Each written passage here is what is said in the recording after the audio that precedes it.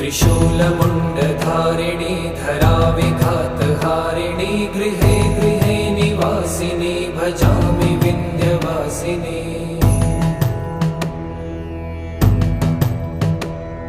दरिद्रदुःखहारिणी सदा विभूतिकारिणी वियोगशोकहारिणी भजामि विन्ध्यवासिनी।